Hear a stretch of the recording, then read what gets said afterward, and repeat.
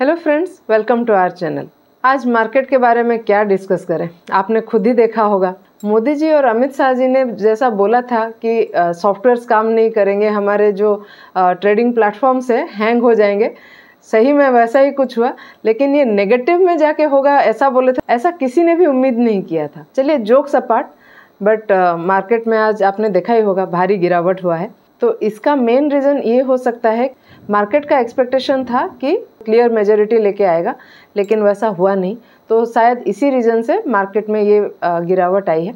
एक दोस्त है मेरे, वो आज बहुत ही परेशान थे क्योंकि आज का जो मार्केट का फॉल हुआ उसमें उनका करीब 19% का कैपिटल खाली हो गया। करीब 2,30,000 के आसपास कुछ ऐसा बोल रहे थे। तो ऐसा क्यों हुआ? क्योंकि कल जो एग्जिट पोल का रिजल्ट आया उस समय मार्केट में अच्छा बिहेवियर था, तो वो सब देख के वो थोड़ा ग्रिड में आ गए और काफ़ी सारा पीएसयू के सेक्टर में और जो तेज़ भागने वाले स्टॉक होते हैं वैसे स्टॉक्स में इन्वेस्ट कर लिया। तो आज क्या हुआ, जो स्टॉक्स जितना तेज़ भागे थे कल, आज उतने ही तेज़ी से वो सब स्टॉक नीचे भी आ गए। लेकिन संडे जो हमारा वीडियो था उसमें मैंने बोला था, ज़्यादा गैप अप अगर मंडे खुलता है तो हमको स्टॉक बाय नहीं करना है, हमारे सेटअप में मिले तभी हमको स्टॉक में बाय करना है। और अगर आप हमारे रेगुलर व्यूअर हैं तो आपको ये भी पता होगा कि मैं 2 महीने से बोलते आ रही हूँ कि हमको हमारा पोजीशन लाइट रखना है, प्रॉफिट्स बुक कर लेनी है और ज़्यादा से ज़्यादा कैश में ही अभी रहना है जब तक मार्केट सेटल ना हो। तो अगर मैं सिर्फ अपनी बात करूँ पर्टिकुलरली, तो मेरा ओवरऑल पोर्टफोलियो में मुझे सिर्फ 1.8% का लॉस हुआ है, मतलब 2% से भी कम। चलिए मैं समझाती हूँ ऐसा कैसे हुआ। देखिए, सबसे पहली बात, जैसे मैं वीडियो में बोल रही थी बार बार कि पोजीशन को लाइट रखना है, कैश में रहना है, तो मेरा अभी जो काफ़ी सारा कैपिटल है वो अभी इन्वेस्टेड नहीं था। तो मेरा जो टोटल कैपिटल था उसमें से सिर्फ 20 से 25% मेरा मार्केट में इन्वेस्टेड था। और आज जो मार्केट में फॉल आया उसमें मुझे ऑलमोस्ट 12 से 13% का लॉस हुआ था, लेकिन एंड में जो रिकवरी हुआ मार्केट में उस समय 4-5% का मुझे रिकवरी भी मिल गया। तो अंत में जाके मुझे सिर्फ 8% का लॉस बता रहा था। लेकिन ये 8% कहाँ पे, जो मैंने 20% इन्वेस्टेड रखा था उस पे 8%, मतलब अगर ओवरऑल पोर्टफोलियो को आप कैलकुलेट करेंगे तो उसमें से सिर्फ 1.6-1.8% का मेरा लॉस हुआ। तो यही रीज़न है, मैं आपको बार बार बोल रही थी कि कैपिटल को लूज़ नहीं करना है, मार्केट में कम से कम इन्वेस्टेड रहना है और अपने सेटअप में मिले तभी ही बाय करना है और छोटे छोटे प्रॉफिट्स को बुक करते चलना है। तो उससे क्या होगा, हमारा कैपिटल प्रिजर्व होगा। क्योंकि देखिए मार्केट काफ़ी वोलेटाइल चल रहा था, तो ऐसे मार्केट में हमारा लक्ष्य पैसा कमाना नहीं, हमारा कैपिटल को बचाना रहता है। और कोई भी इन्वेस्टर के लिए ये पॉसिबल नहीं रहता है कि सारा पैसा मार्केट से हटा ले। तो ऐसे में 20-30% अगर इन्वेस्टेड रहता है तो छोटा मोटा लॉस मैनेजेबल हो जाता है। चलिए एक छोटा सा अपडेट ले लेते हैं।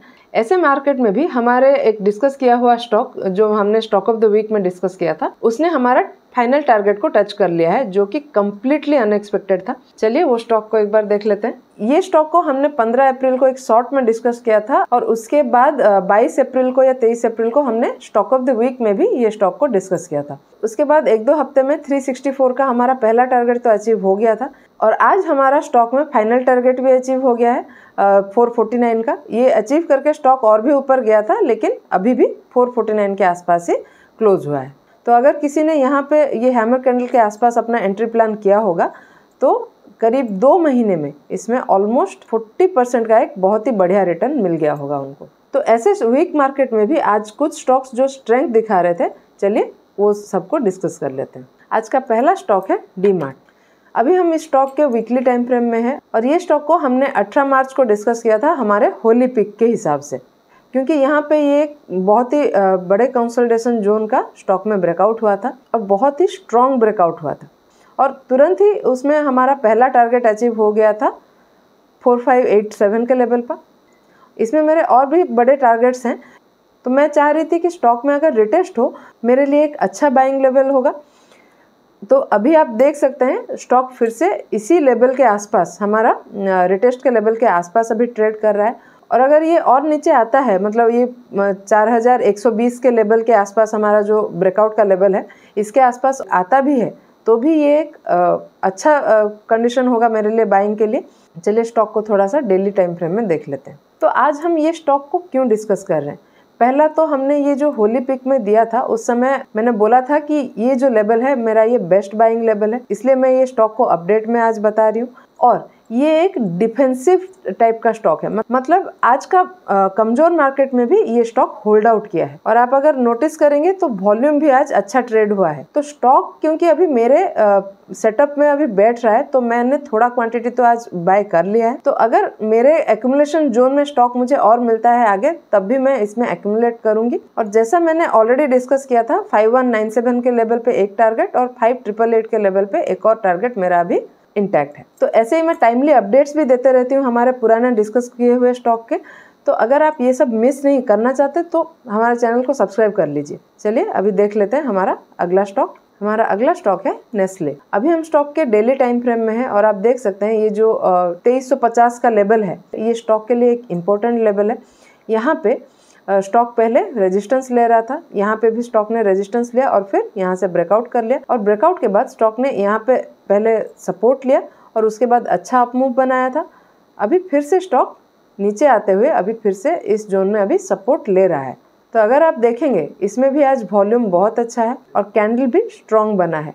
और ये भी एक FMCG सेक्टर का कंपनी है तो ये भी एक डिफेंसिव स्टॉक है।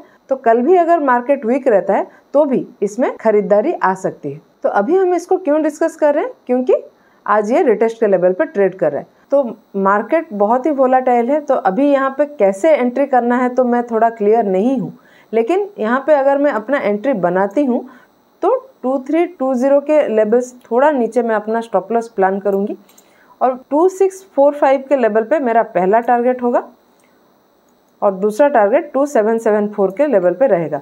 लेकिन मार्केट के कंडीशन को देखते हुए ही स्टॉक में मैं अपना एंट्री प्लान करूंगी और आप भी प्रॉपर एनालिसिस करके ही स्टॉक में अपनी एंट्री प्लान करें। अगला स्टॉक है सन टीवी।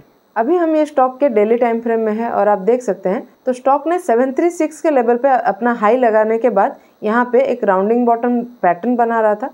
और यहाँ पे अगर मैं एक जोन ड्रॉ करूँ 680 के लेवल पे तो आप देख सकते हैं स्टॉक में यहाँ से ब्रेकआउट हो गया है। ब्रेकआउट के बाद आज के मार्केट के वोलेटिलिटी के वजह से थोड़ी सी प्रॉफिट बुकिंग भी हुई है, लेकिन वॉल्यूम आज का अच्छा है और RSI भी 60 से ऊपर ही चल रहा है। तो ये स्टॉक में हाई ब्रेक पे तो एंट्री नहीं कर सकते। तो मार्केट के कंडीशन को देखते हुए, मतलब कल अगर कुछ अच्छा मूवमेंट होता है मार्केट में तो उसको देखते हुए CMP पे मैं थोड़ा क्वांटिटी बाय कर सकती हूँ 692 के लेवल पे। और अगर स्टॉक में थोड़ी डिप आती है 680 के लेवल के आसपास, अगर स्टॉक में थोड़ी डिप आती है उस केस में मैं फिर से क्वांटिटी ऐड करूँगी।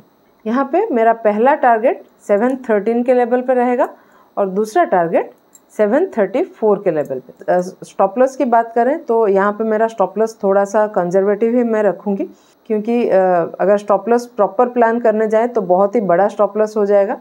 इसलिए आज का ओपनिंग से थोड़ा सा नीचे, मतलब 669 के लेवल से थोड़ा सा नीचे मैं अपना स्टॉप लॉस प्लान करूंगी। फिर भी ध्यान में रखें ये मेरी तरफ से कोई भी बाइंग या सेलिंग का सजेशन नहीं है। कुछ भी स्टॉक में अगर आप अपना पोजीशन प्लान कर रहे हैं तो प्रॉपर एनालिसिस करें, प्रॉपर स्टडी करें स्टॉक्स को, उसके बाद ही अपना एंट्री प्लान करें या फिर अपने फाइनेंशियल एडवाइजर की सलाह से ही स्टॉक्स में अपनी पोजीशन बनाएं। आपको हमारा आज का एनालिसिस कैसा लगा हमें कमेंट में लिख के ज़रूर बताइएगा और अगर पसंद आया हो तो वीडियो को लाइक और चैनल को सब्सक्राइब करना बिल्कुल मत भूलिएगा। ऐसे ही और टेक्निकल एनालिसिस के साथ मिलते हैं अगले वीडियो में। Thank you.